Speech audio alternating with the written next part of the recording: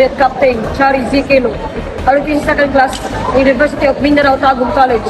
At ito, ang Balitang Kadete.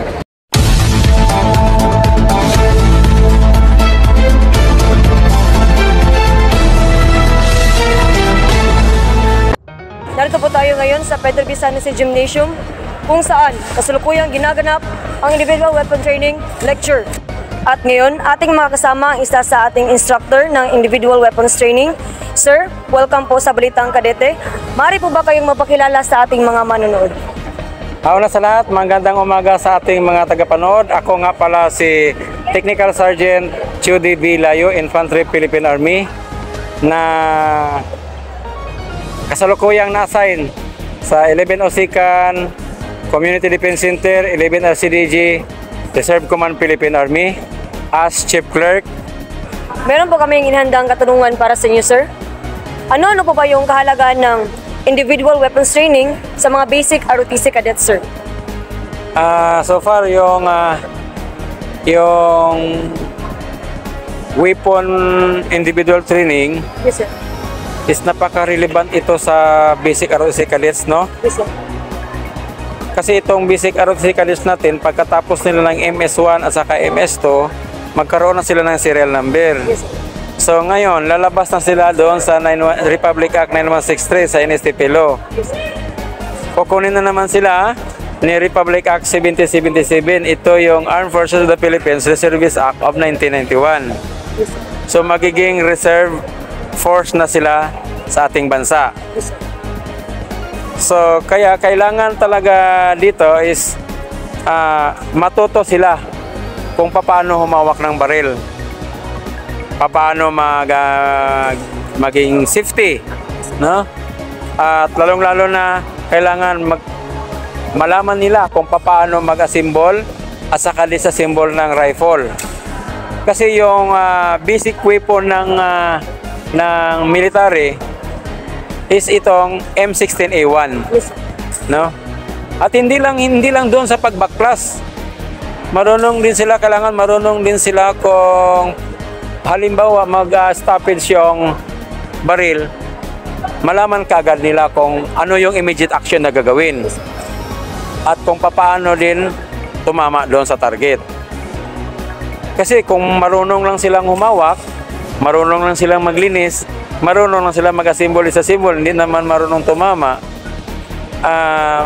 ganun pa rin ang mangyari. So, ang pinaka-kwan talaga dito, importante sa lahat is kung paano sila tumama doon sa target. Yes, sir. Kasi ito man talaga yung goal talaga dito.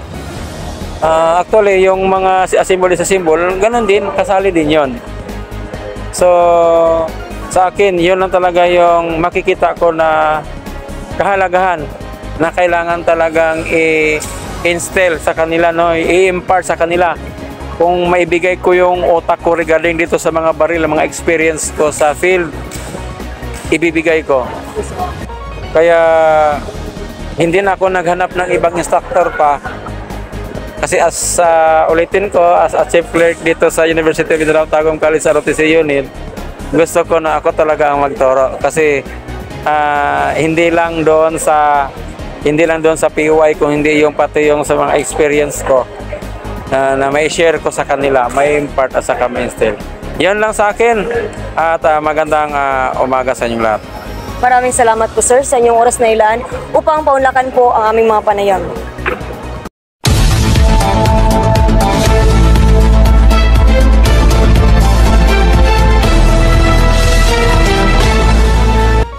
At ngayon, meron tayong mga kasamang isang kadete kung saan natin siyang interviewin kung ano-ano yung matutunan niya ukol sa diskusyong individual weapon training.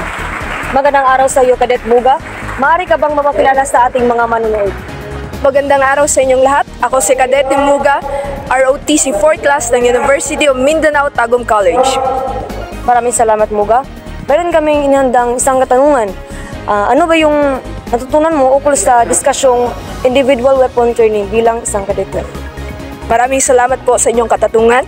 Ang aral na mas pinakatumatak sa aking isipan ukol sa talakayang ito ay the 4 golden rules in gun safety. Naalala ko pala yun. First is always treat the gun as if they're always loaded. Second is don't point the muzzle at anything you are not willing to destroy. Third is keep your finger off the trigger. And fourth is always be sure of your target and what's behind it.